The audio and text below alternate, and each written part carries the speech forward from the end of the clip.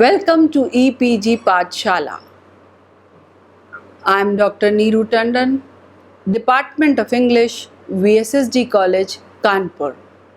We are discussing paper English language teaching and the module Developing Teaching Materials, which has been written by Sandhya Tiwari, is telling us a lot more about teaching materials. Teaching material and teaching aids, they are very important to make learning of experience a rich experience that way. But how to develop that material?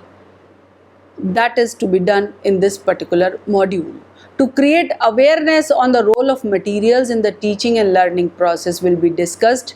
To enhance the awareness of developing teaching materials useful to teach English and to assess the relevance of material, along with to develop the ability to design material as per need analysis, some tips will be given.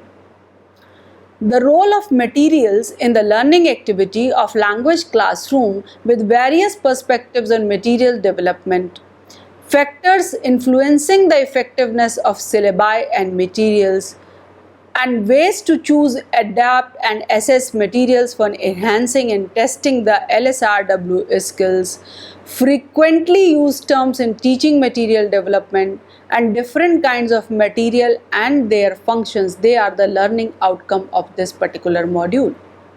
The emergence of technological aids have altered the educational realms, and the field of ELT is not an exception to this phenomena. Language teaching has undergone drastic transformation. Availability of e-resources which are accessed not only by the teachers but also by the students. Striking a decent chord between course and course material is confronted across the continents by the ELT practitioners and teachers as a challenge. Now, when we talk about material development is both a field of study and a practical undertaking. As a field of study, it involves with the principles and procedures of design, implementation and evaluation of language teaching materials. As practical undertaking, material development refers to anything applied or used or adopted to facilitate the teaching learning process. The word syllabus is commonly used as the material. Now, Brumfitt summarized all these things in the following 6 points. Number 1, what is the syllabus as a teaching material? That syllabus is the specification of the work of a particular group or class. It specifies the entry-level behavior and the terminal behavior of the learners. It also specifies the time in which this has to be achieved. Number 3, it specifies the order in which the material has to be taught. 4, it can only specify what is taught, but it cannot organize what is learned. It is negotiable and adjustable. It is a public document and an expression of accountability. So whenever we talk about material development, then use of material according to the syllabus is very important. Materials, they can be developed, they can be reshaped in the class itself as a teaching technique. But for that, which material to use and which should be avoided, it should be according to the syllabus concerned. So syllabus is again a very important material to be used in the classroom. You can see in this particular figure that materials at work plan, materials in process and outcome from material, they are equally important. Now the materials are like the core, and generally the entire teaching learning process revolves around them. The course material decides the plan of action, process and the product. In this way, the syllabus can ideally be considered as plan of action, while the materials used in the classroom represent the learning process and the outcome is the testing and evaluation material. Establishing goals and objectives in the material development is not so easy. In developing the teaching material, the clear understanding of aims and objectives work like a radar. Aims are the goals of a course of instruction. Objectives are the description of what is to be achieved in that particular course. Let us look at the following example. When the aim is to develop the reading comprehension skill of the learners, then the objective is after completing the course or the term, the learner should be able to read an advanced level passage of 500 words in 5 minutes, and he or she should be able to answer reasonably well a minimum of 80% questions based on the passage. So now, when the instructor deals with this particular kind of material and he practices with the student, then that may be done with keeping the outcome, keeping the result in mind.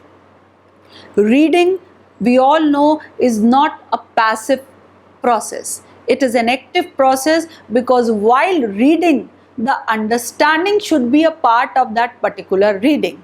So when a child reads a passage of 500 words and then he is supposed, just after comprehending that particular passage, he is supposed to explain or answer those questions, then only the reading portion may be taken as the complete process of understanding.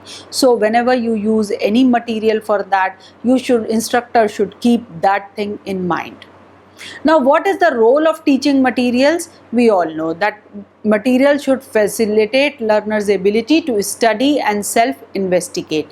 Generally, most teaching situations depend on the textbook. So, we should use materials other than textbook also to facilitate the learning in a better way. Now, what is the role of teaching material? We can just talk more about it, that a good textbook carries with it inbuilt mechanism of embedded learning.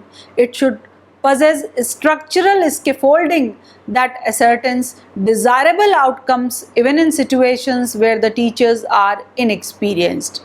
Good materials are the base of opportunities for learning. Sometimes when the textbook is not so interesting, sometimes when the chapter is not that inviting, so it mostly depends upon the materials used, that they can just create the interest for the learners. They can just facilitate the learning process according to the capability of the instructor as well as the capability of the learners. So various materials like textbook, supplementary book, workbook, teacher's resource, they are the traditional methods, traditional materials. And along with them, some audiovisual aids, some other materials can be chosen by the instructor as per his or her choice and understanding. When we take worksheet, audio video ads, online resources, blogs, webinars, WhatsApp, mobile and computer aided materials, so in all that, the purpose is to expose the high-end learning through all these resources. Now when we talk about various materials and their functions, I will try to explain it with one example. Suppose we all know about William Shakespeare's book Tempest. Whatever we are teaching through this book as material,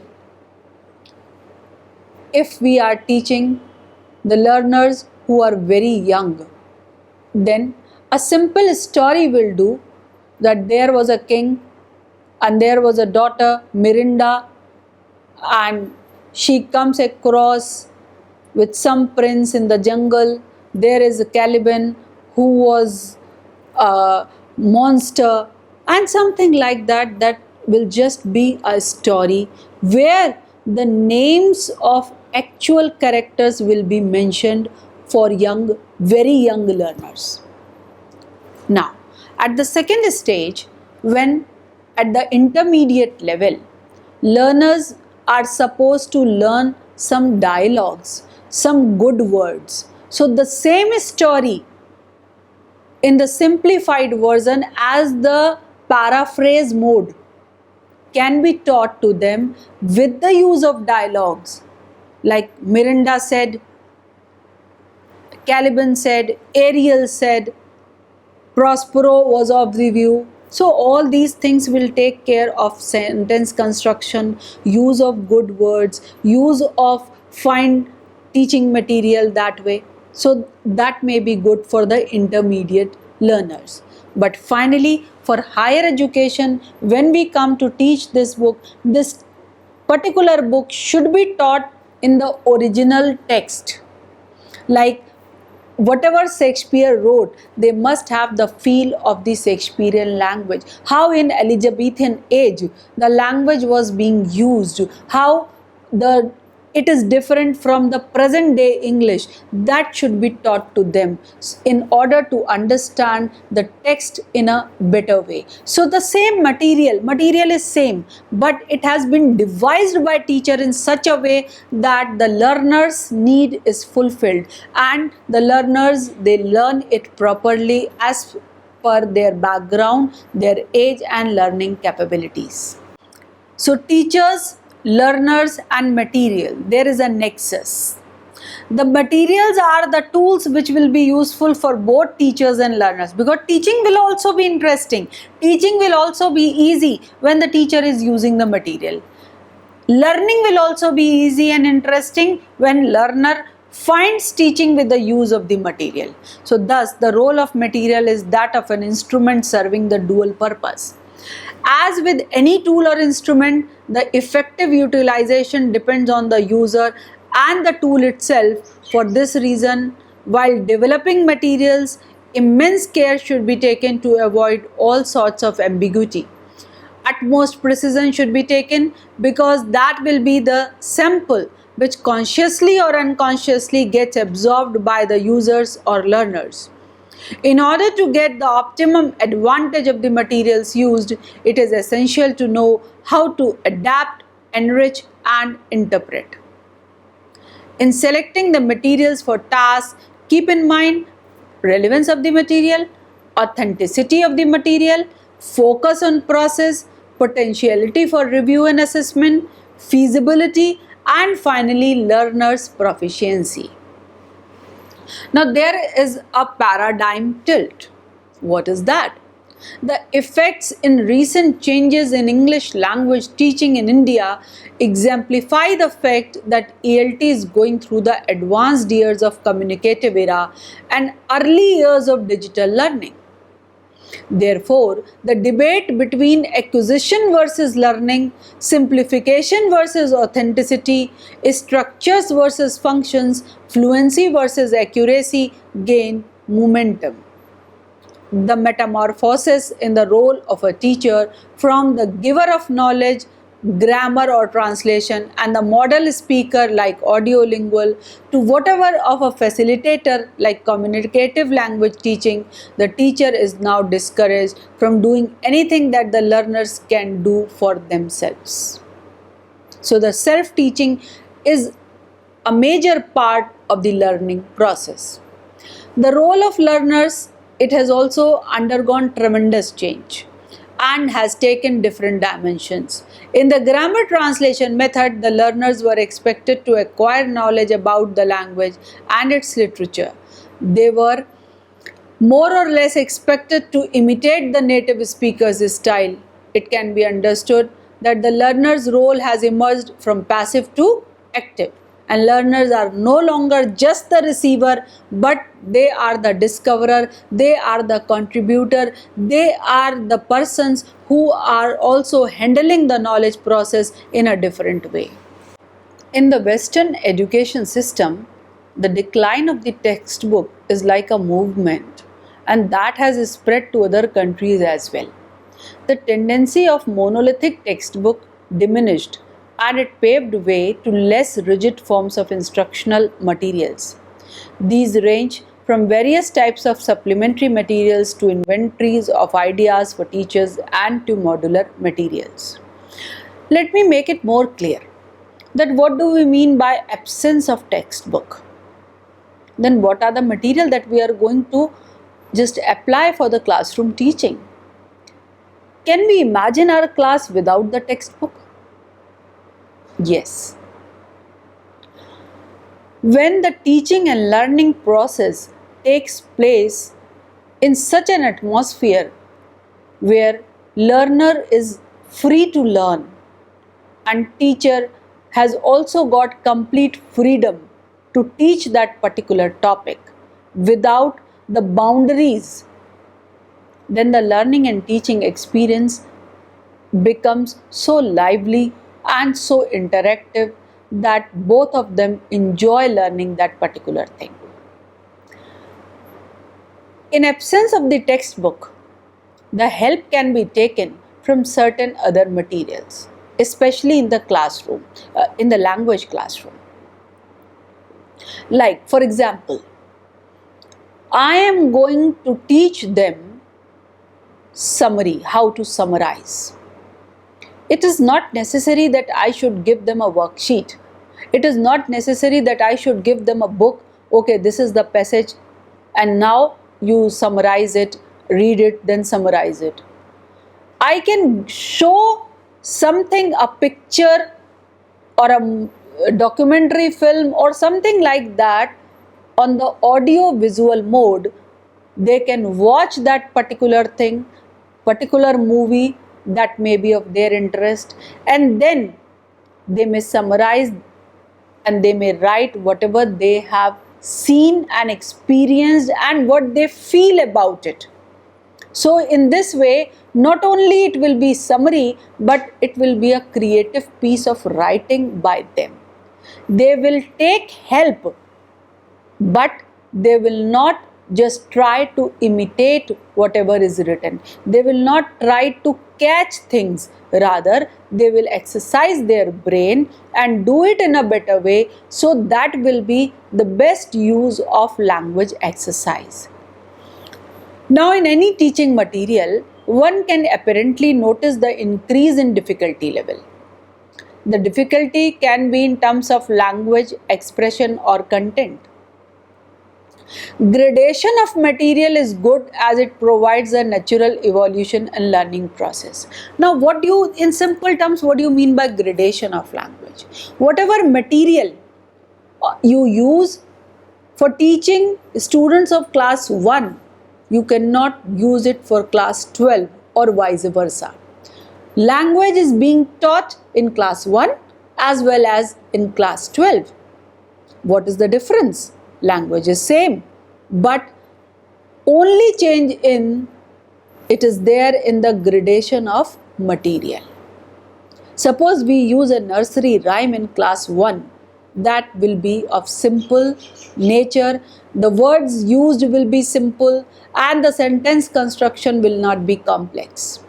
While for class 12th, the meaning, the poem used will be more pragmatic, figure of speeches, various allusions, various literary techniques will be there.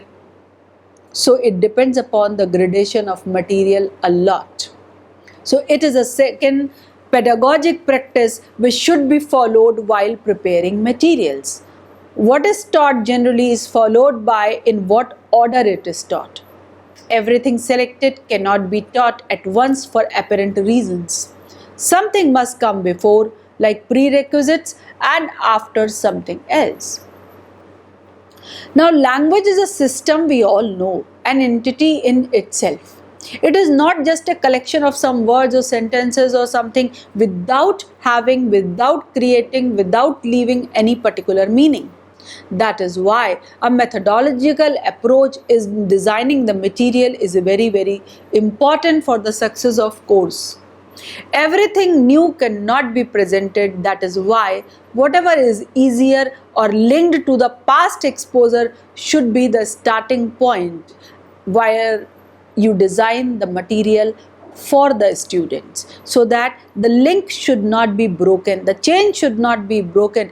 Students, they are in the position to relate this new experience with the past experience. When we talk about linguistic gradation of material, we should be clear in our thought process that it should be scientific. We take help of the words that carry meaning, and those words must have some connections as well. For example, while teaching vocabulary, if I want the beginner, so the beginner may have happy as a simple word. He may understand it. We can show through gestures what is being happy. I'm smiling, I'm happy, or I'm sad. So he may just have the differentiation between these two things. When we move ahead, then we may use the synonyms for those very expressions. We may use the word glee, and the child understands that happy and glee he can use simultaneously for particular situation. Then sad, upset, gloomy. So through various words for one expression, child will feel at liberty to use the material in a desired state. He will have more and more command over language by using synonyms and antonyms, by using syntax, by using other formats of the grammar. He must know, if I say I write a letter and a letter is being written by me, these are the same expressions, but way of speaking is different, way of writing is different. So when to use what, that should be taught in a very beautiful way, and then only the use of material will be successful.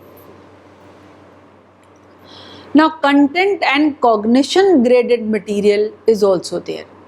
Like cognitive grading is another type of grading generally used in any course material. Keeping in cognizance the average IQ of the learners, the material should be prepared. This type of grading is justified on purely psychological ground. One of the important aspects for this gradation is the rationale that each new item should confirm what has been taught and should prepare the learners for what is to come.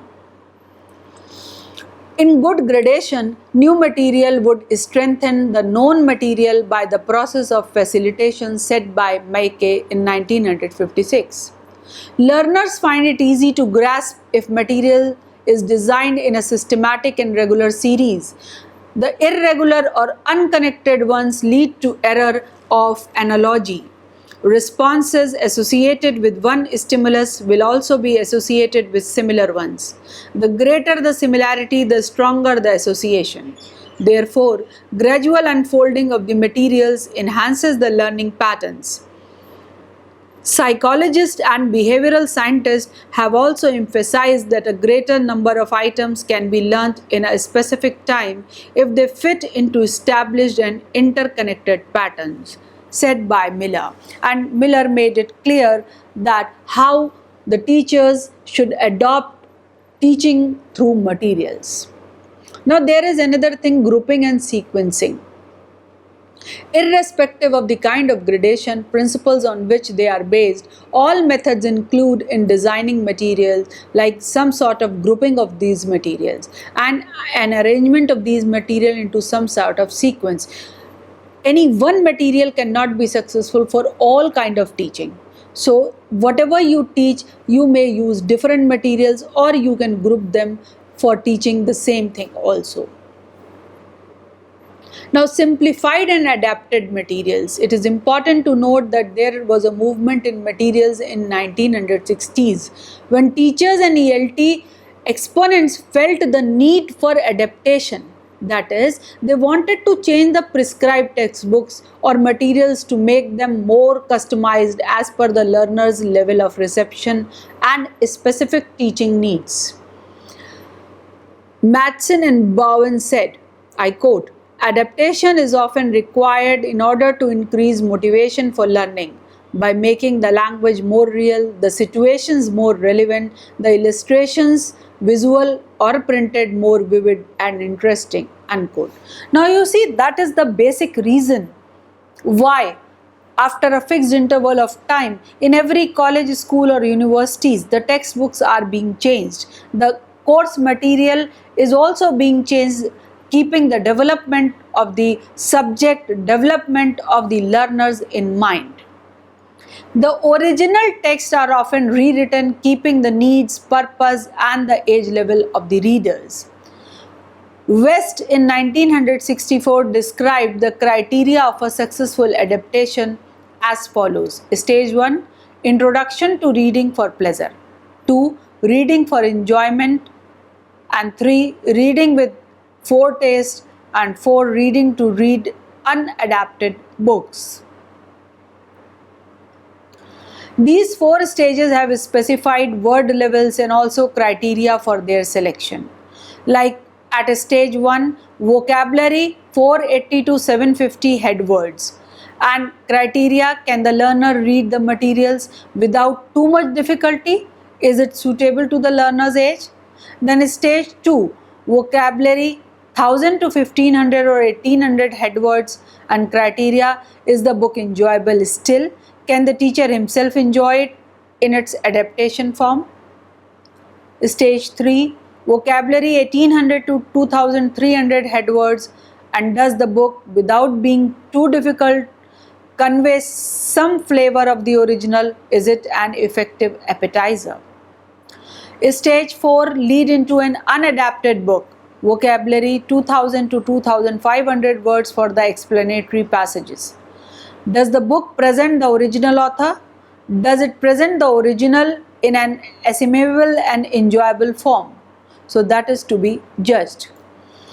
Now, when you develop material for target group or target outcome in mind, so that is also worth discussing.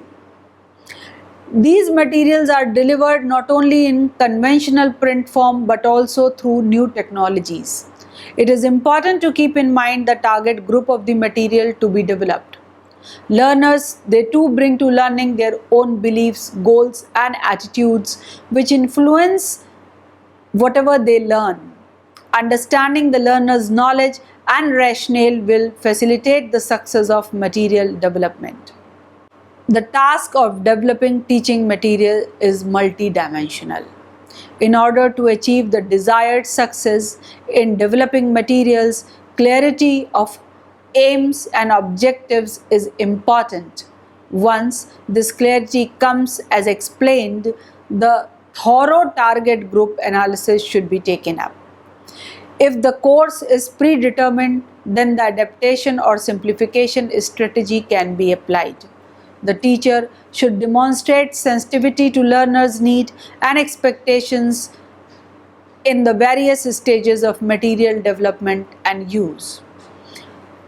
Now, to conclude, we can just take certain things in mind that materials should not be static. We should keep on developing materials. We should keep changing material for the benefit of learners and for to make their interest alive in that particular learning process. It all depends on how the material has been developed and how the developed material has been used by the instructor. Instructor, they should also take care that they should also change with the changing material. The way they are putting that material into practice, that should also be taken care of. The use of language, the more and more use of audio video materials, the use of mall and call technologies, all these things just create a different atmosphere and a different impact on the learning process as well. So English language teaching, this process of English language teaching can be strengthened with the development of the material. The researchers are going on. The researchers are too busy in enhancing the material and its capability and capacity of the learners. Thank you for visiting EPG Pathshala.